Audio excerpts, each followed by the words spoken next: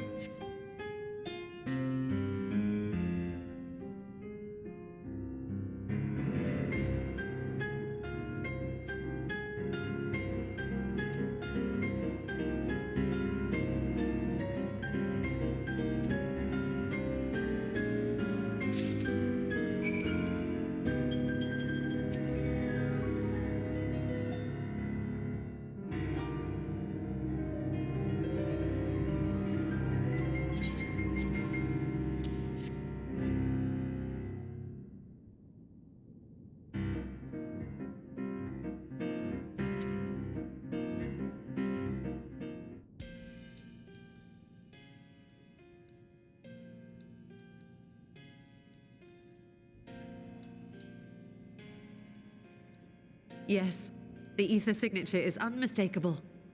I've felt the traces of House Damia's resonance many times at the Great Work. Time to see what all the fuss was about.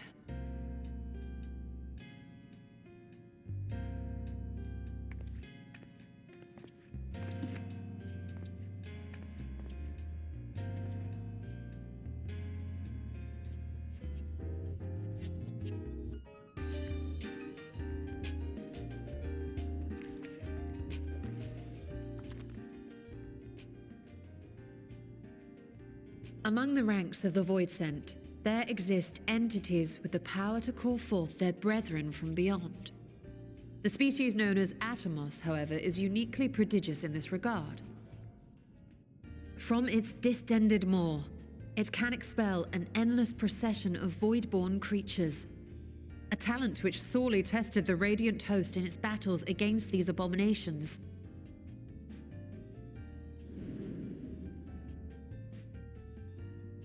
Surmising that the entity itself was acting as a void gate, we endeavored to capture a small specimen and subsequently examine its physiological structure. Our findings revealed that the Atomos had absorbed a planar fissure into its own flesh, which it could expand at will into a functioning gate.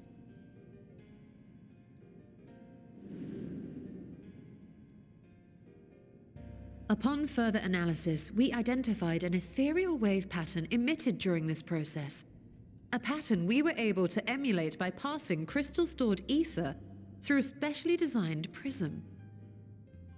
We proceeded to embed said prism into an arcane simulacrum, thus completing what we have dubbed our artificial Atomos.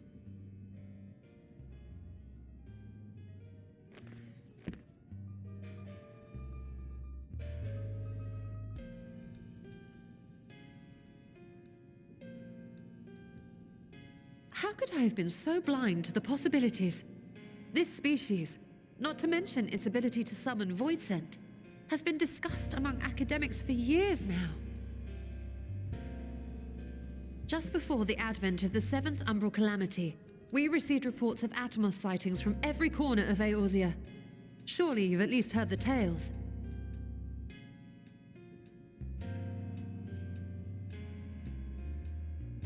And still, House Damia went and built a mock Atomos of their very own. I'm not surprised the Archons consigned their work to a restricted archive. It was no easy task, but at last we've unearthed the volume we've been searching for.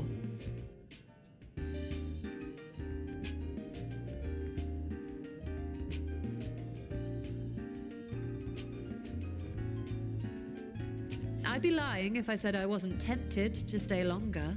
See what other forbidden titles might be lurking on these shelves?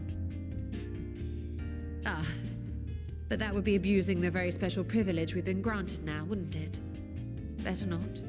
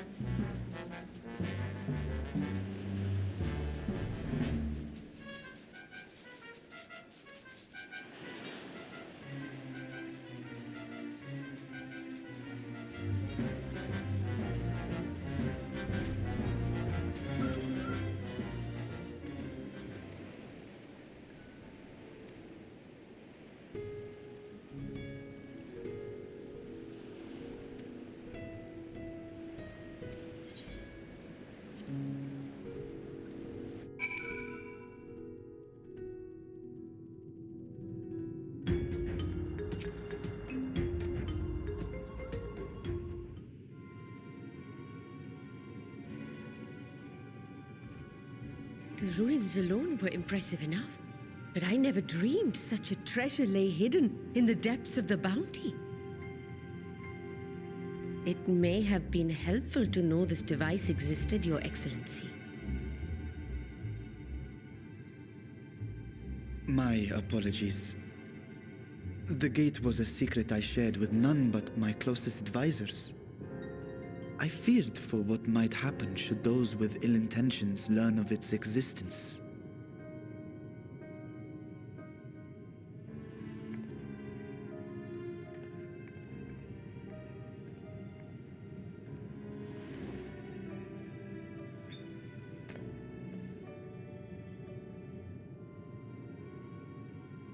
What is it you're doing now? There's something I wish to verify. The NOAA reports claim that a short stint into the void carries little risk of etheric imbalance. Should one suffer an injury, however, or if one's expedition drags on longer than intended, that risk becomes significantly greater. Graha theorized that a warding scale would confer protection from the Void's corrupting influence. But I would prefer to test that hypothesis before we set foot in the 13th ourselves.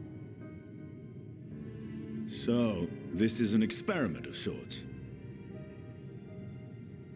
Yes, an experiment.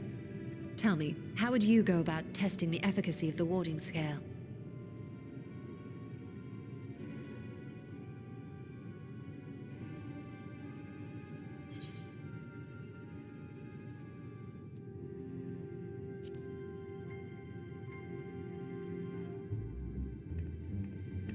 Very good. I see you've been paying attention. As Vritra sent his simulacrum, so too shall we rely on a familiar to bear the brunt of any unpleasant consequences.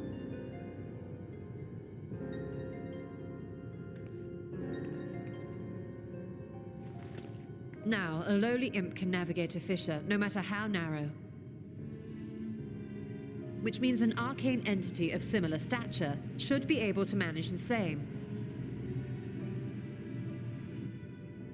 I hadn't wanted it to come to this, but no other familiars will do, I'm afraid.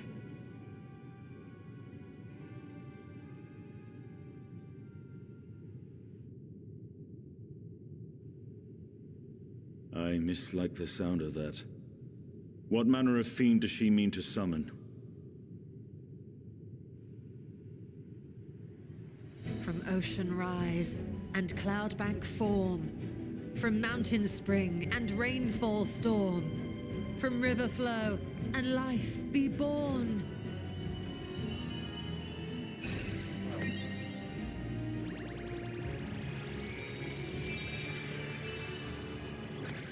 Water, water, froth and foam!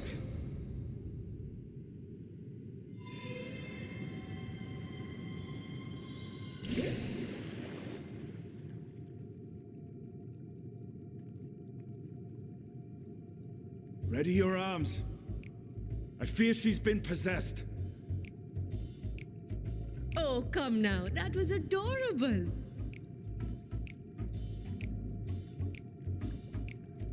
Water, water, froth and foam! Time to play!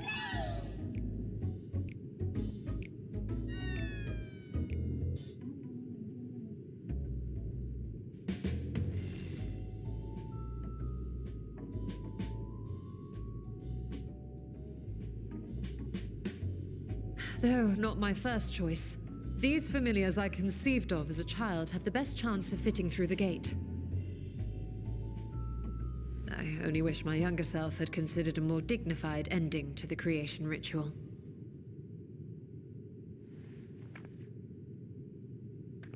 In any case, these two should serve us well. This one will bear a warding scale.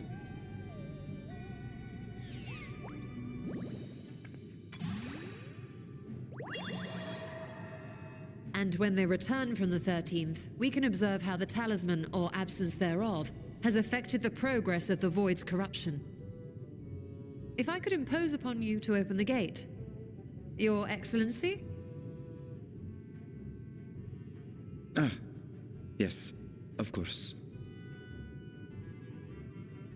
We should also be wary of void scent slipping through while we conduct our experiment.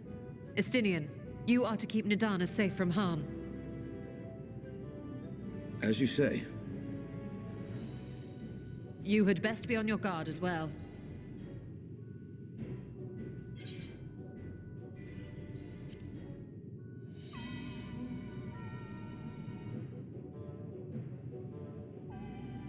Oh, are you volunteering to join the Nixies? I could shrink you down, you know.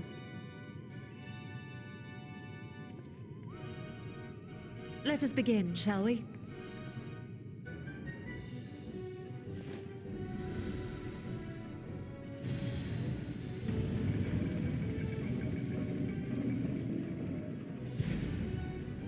Nixies, into the void. Water, water, froth and foam! Into shattered realms we go!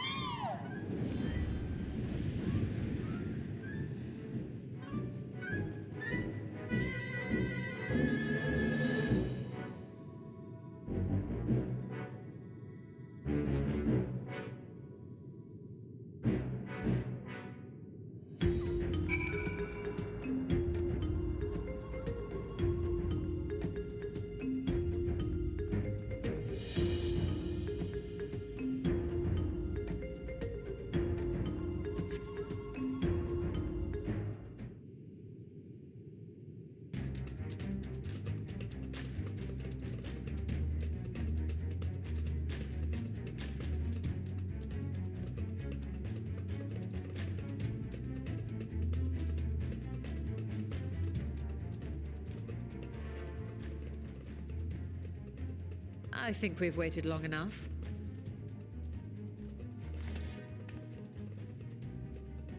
Nixies, return to my side.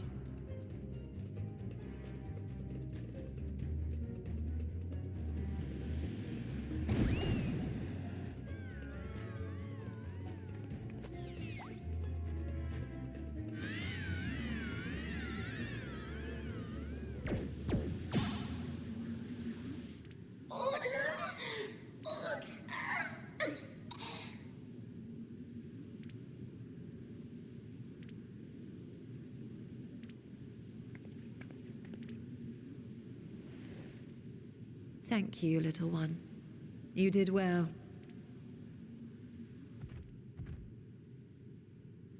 Oh, the poor thing. Its essence has been irrevocably warped.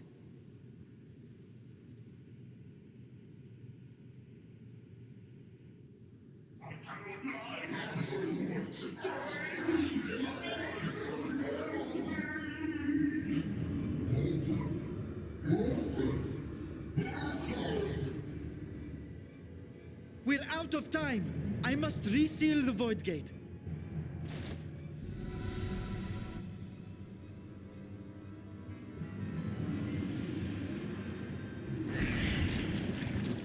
They're coming through!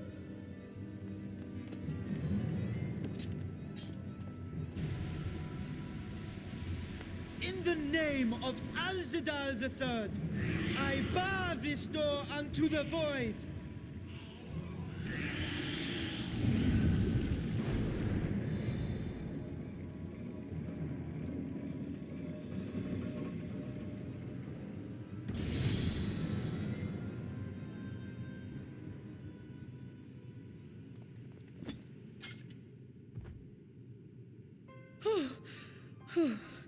Well, that was a sharp lesson in the dangers of void gates.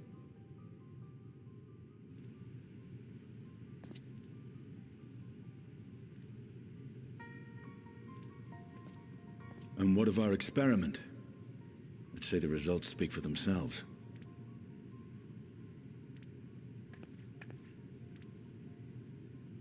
The unprotected Nixie has suffered extensive etheric corruption. As Nidana observed, it's well on its way to becoming a void scent. The one merged with the talisman, however, appears unaffected. I sense no changes to its equilibrium. Rest now, little ones.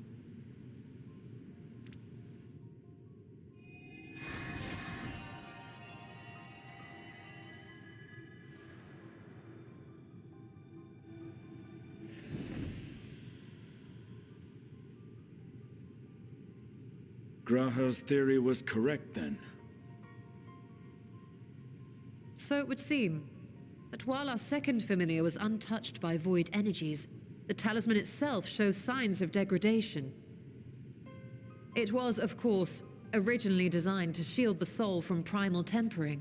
It stands to reason that etheric corruption of a different sort would affect it differently. We may need to modify the warding scale's design to account for the 13th's uniquely unstable ether. You've said much of the Void's instability, but my imagination fails me. What manner of place is this broken world? My apologies. I forget that not all of us spend our days sequestered in dusty archives. The 13th is a reflection of the source that was drowned in a flood of darkness. In Emmett Selk's own words, this tragedy was a result of the Ascians' attempts to force a rejoining. They erred in their haste, and made of that world a useless void.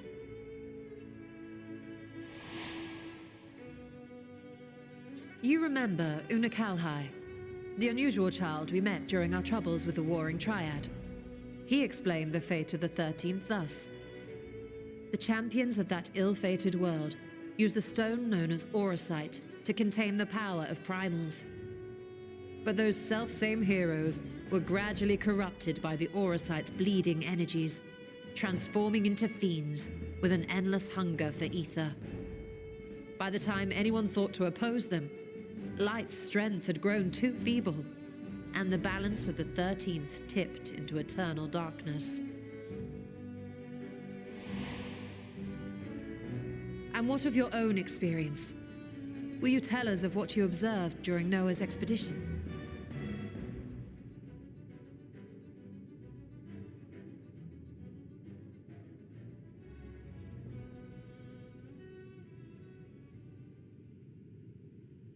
I can picture it now. The sunless, Stygian expanse, infested with legions of ether-starved monstrosities. A void in every sense of the word. What you have described in such lurid detail is exactly why I hesitate to encourage you.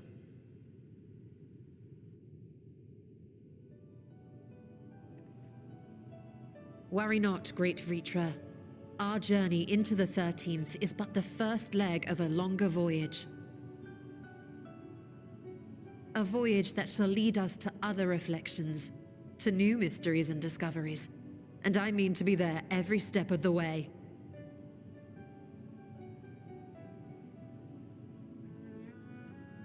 But first I must focus on refining the warding talisman.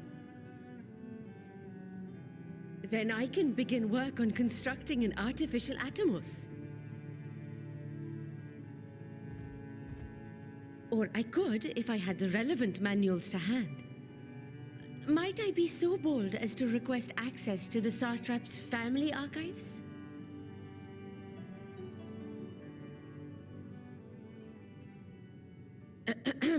Your Excellency?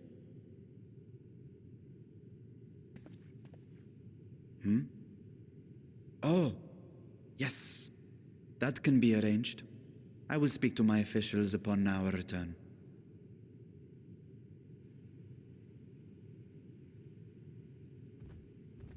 We will see you back in the city then.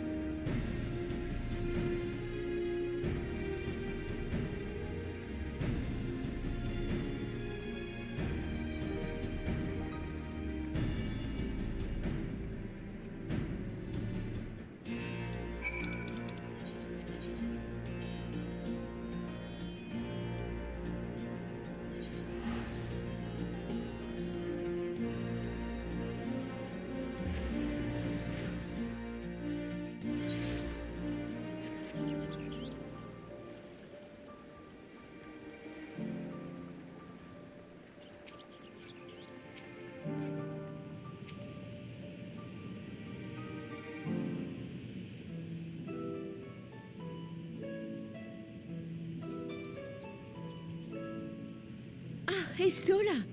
The adjustments are going well, I hope? 'Tis a lengthy process, but the end is in sight, yes. That's wonderful news. I myself had some good fortune searching through the Satrap's private records. What I found was a transaction log dated around the same period as when Al-Zadal's legacy was built. It included a purchase list of highly exclusive alchemical components, and I knew I'd discovered the key to making the artificial Atomos. I then visited the High Crucible to commission the materials.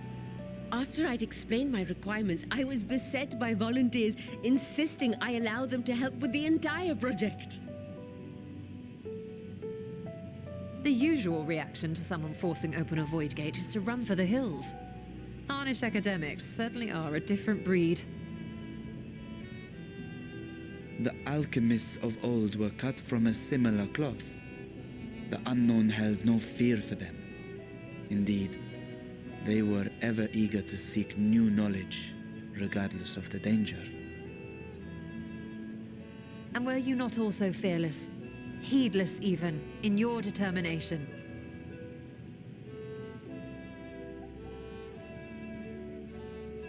My sire entered his dormancy before I was hatched. And so it was Ashdaya who kept my eggs safe and warm. It created a bond between us. Even long after I learned to fend for myself, I rarely strayed from her side. She was my guardian, my sister, my dear companion. And not a single day passes that I do not mourn her absence. No matter how deep the darkness, I would not surrender my search. I promised myself the time would come when we would once more take to the skies together. But I am satrap now. The Radiant Host is here to serve, Your Excellency.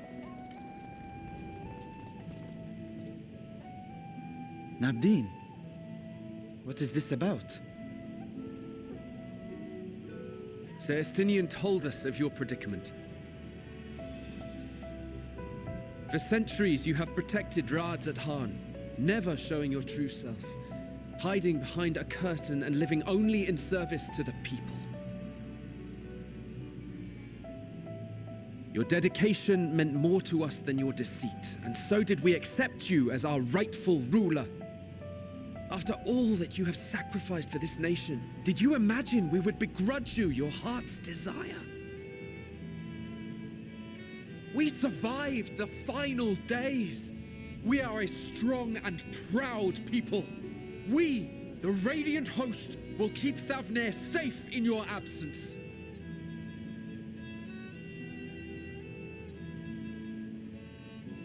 I am grateful for your loyalty and for your encouragement. And yet... Now you listen to me, Varshan.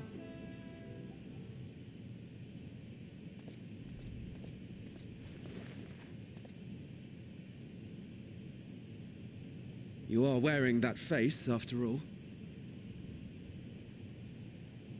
As I have told you before, you are a little brother to us all. And if you are family, then so too is your sister.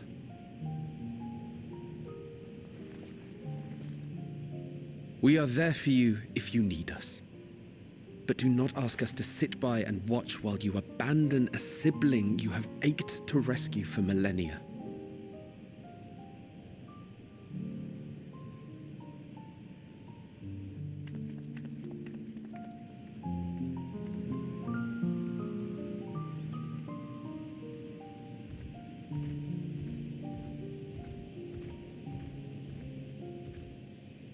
We will succeed in opening the way. It is only a matter of time. All you need do is prepare to step through to the other side.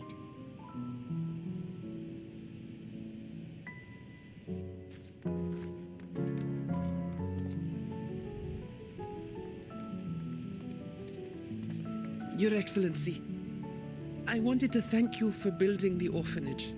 It means so much that my sister and I will have a place to be together, safe and happy. And I hope that you and your sister can be together again too.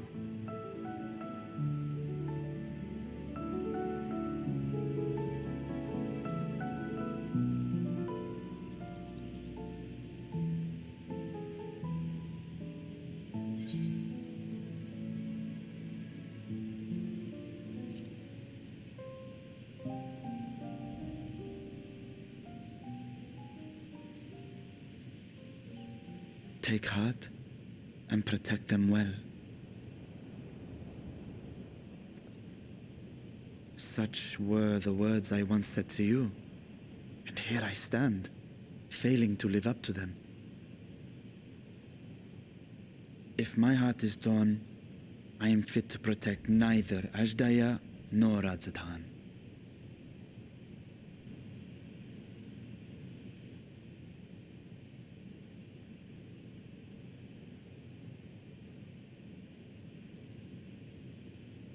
My people, I have come to a decision. Vashan will depart Thavne for a time. My dragon self will remain in the palace, but only to conduct the satrap's most essential duties. While I am focused on controlling this vessel, there may be matters that escape my attention. I rely on you, my trusted friends, to watch over one another until I return.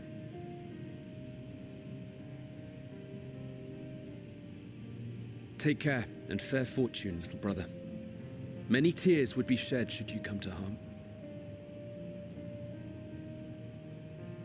I would not dare make you cry.